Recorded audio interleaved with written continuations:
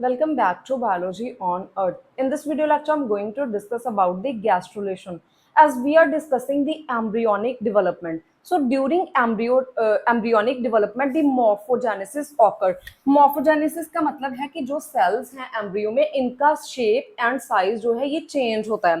तो सबसे पहले यहाँ पे क्या होता है, मोरूला स्टेज आता है. मोरूला स्टेज में क्या होता है कि जो एम्ब्रियो में जितने भी सेल्स हैं जब ये डिवाइड होते हैं तो ये एक सॉलिड बॉल की तरह प्रेजेंट होते हैं. ये इनिशियल स्टेज है जिसे हम बोलते हैं मोरूला. उसके बाद जो सेकंड स्टेज है इसमें क्या होता है कि जो इंटरनल सेल्स हैं मोरूला के ये पेरिफेरी की तरफ मूव करते हैं और सेंटर में इस तरीके से कैविटी डेवलप होती है which is called the blastocoel cavity. तो ये स्टेज है इसे हम बोलते हैं ब्लास्टोसिस. उसके बाद जब थर्ड स्टेज आती है इसे हम बोलते हैं गैस्ट्रुला. नाउ गैस्ट्रुला किस तरीके से होता है कि जो यहाँ पे ये सेल्स हैं ये इनवर्ड इस तरीके से मूव करते हैं और यहाँ पे एक कैविटी बनती है विच इज कॉल्ड दी आर्केंट्रोन. ये थर्ड कैविटी है. तो ये होता है थर्ड स्टेज गैस्ट्रुला.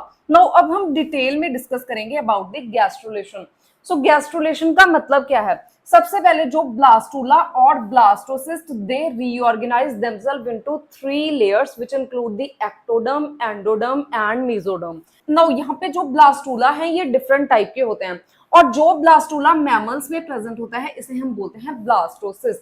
तो ब्लास्टोसिस्ट किस तरीके से होता है, इस तरीके से इसकी जो ऊपर वाली लेयर है इसे हम बोलते हैं ट्रोफोब्लास्ट और यहाँ पे इनर सेल मास और inner mass of cells present होता है. दिस इज कॉल्ड द ट्रोफोप्लास्ट जिससे कि आगे प्लेजेंटा की डेवलपमेंट होती है और जो इनर सेल मास है this is called the inner cell mass.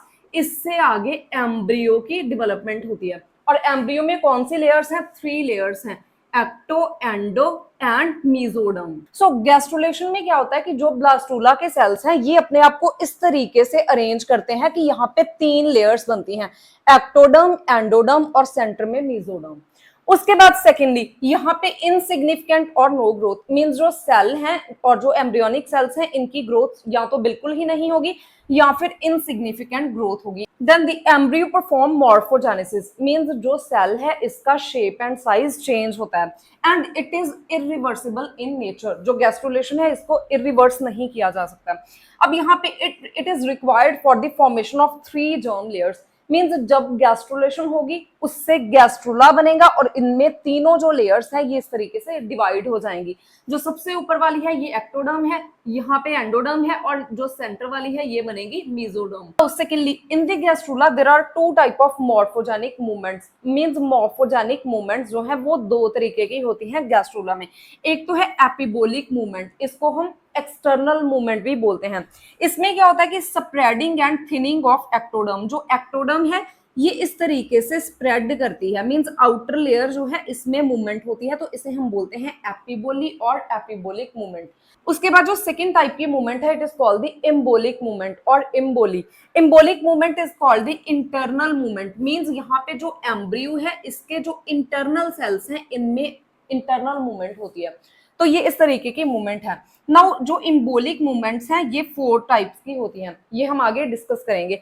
First is called the invagination, then involution, ingression and delamination. So first type of embolic movement is invagination. Invagination में क्या होता है कि यहाँ पे जो सरफेस लेयर है सेल्स की ये इस तरीके से इनवेजिनेट करती है मींस एम्ब्रियो के अंदर की तरफ, इंटीरियर की तरफ मूव करती है. तो इस प्रोसेस को हम बोलते हैं invagination. So it is the certain cells from endoderm lodge and enter into the blastocoel cavity to form a mesoderm. तो यहाँ पे जो एंडोथेलियल सेल्स हैं जो इस रीजन में प्रेजेंट होते हैं ये इस तरीके से अंदर की तरफ, एम्ब्रियो के अंदर की तरफ मूव करते हैं और यहाँ पे कैविटी जो है ये क्रिएट होती है तो इसे हम बोलते हैं इनवेजिनेशन. नाउ एग्जांपल की अगर हम बात करें तो जो ड्रोसोफिला मेलानोगैस्ट्रा है जब इसमें फरोइंग होती है तो इसमें देखा जाता है कि इनवेजिनेशन से फरोइंग होती है. उसके बाद जो न्यूरल ट्यूब की फॉर्मेशन होती है, सबसे पहले न्यूरल ट्यूब क्या है, जो स्पाइनल कॉर्ड है इसका एम्ब्रियोनिक प्रिकर्सर होता है न्यूरल ट्यूब मींस यही आगे जाके स्पाइनल कॉर्ड में कन्वर्ट होता है. तो जो न्यूरल ट्यूब फॉर्मेशन है एम्फीबियंस में, रेप्टाइल्स में और मैमल्स में फ्रॉम द न्यूरल प्लेट, इस ये होता है with the help of invagination.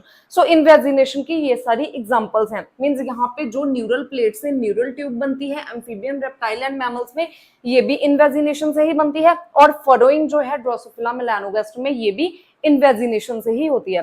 Now second type of embolic movement is called as the ingression. Ingression में क्या होता है कि जो सर्टेन ग्रुप ऑफ सेल्स हैं ये इंग्रेस करते हैं और एम्ब्रियो के अंदर की तरफ मूव करते हैं। अब यहाँ पे individual cells they detach and migrate into anterior of embryo. यहाँ पे जो एंटीरियर सेल्स हैं ये यहाँ से डिटैच होते हैं और मेम्ब्री जो एम्ब्रियो है इसके अंदर की तरफ मूव करते हैं, मींस इनग्रेस करते हैं। अब अगर हम एग्जाम्पल की बात करें तो जो मैमल्स हैं, बर्ड्स हैं, इनमें जो एपिब्लास्ट सेल्स हैं ये कन्वर्ज होते हैं एट द मिड लाइन, और आफ्टर कन्वर्जेंस ये इनग्रेस होते हैं at the primitive streak to form a mesoderm. तो ये एग्जाम्पल है। Then third type of embolic movement is called as involution. Involution में क्या होता है कि यहाँ पे जो सेल्स हैं ये इस तरीके से इनफोल्ड होते हैं और एक इंटरनल लेयर बनाते हैं अंदर की तरफ, इंटीरियर की तरफ, और दोनों लेयर्स में कोई भी स्पेस जो है वो नहीं होती। So it is the inward movement of cellular sheet rolling on itself to form an underlying layer. Means ये जो लेयर है ये इस तरीके से रोल होती है कि ये इंटरनल लेयर इस तरीके से फॉर्म करती है और दोनों में कोई भी जो है स्पेस नहीं होती। इस तरीके की मूवमेंट को हम बोलते हैं इन्वोल्यूशन। नाउ जो इन्वोल्यूशन की अगर हम एग्जांपल की बात करें तो जो एम्फीबियंस में मेसोडर्म का फॉर्मेशन है ये इन्वोल्यूशन से होता है। नाउ जो last type of embolic movement है इसे हम बोलते हैं डीलैमिनेशन। डीलैमिनेशन में क्या होता है कि जो दो लेयर्स हैं ये स्प्लिट होती हैं और जो दोनों लेयर्स जो है इनका फेट चेंज हो जाता है, मींस एक ही लेयर जो है वो स्प्लिट होती है और वो दूसरी लेयर में डेवलप होती है। सो it is the splitting of one sheet into two sheets.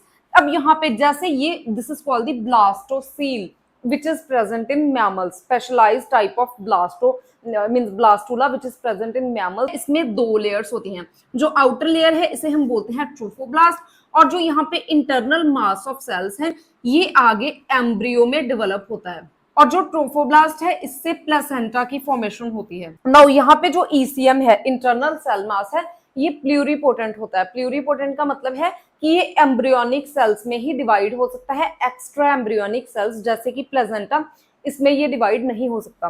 तो नाउ यहाँ पे जो इनर सेल मास है ये इस तरीके से स्प्लिट होते हैं और एक और दूसरी लेयर को क्रिएट करते हैं जो कि ग्रीन कलर में है। तो जब इस तरीके से लेयरिंग होती है या न्यू लेयर की फॉर्मेशन होती है तो इसे हम बोलते हैं delamination. So delamination is seen in mammals and in birds during the hypoblast formation. So this is all about the gastrulation and different phases or different type of movements occur during the gastrulation. If you have any type of query regarding this topic, you can ask me in comment section. And if you find the content useful, please like and share the video and subscribe to my channel Biology on Earth.